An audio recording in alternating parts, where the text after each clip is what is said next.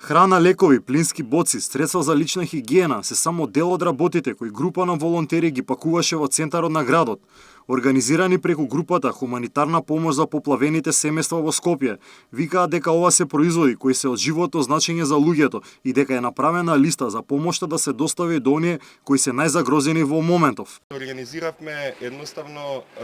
на еден начин кој што го наметнаа самите потреби кои што ги увидовме при првото излегување на терен, кое што не ни доави слика само за тоа што има направено на времето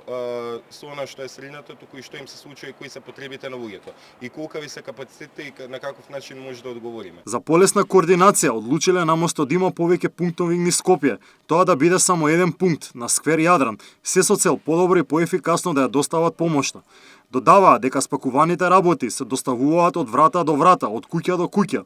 и ги повикуваат сите оние кои сакаат да донираат да дојдат денес на сквер Јадран и да ја покажат својата хуманост на дело.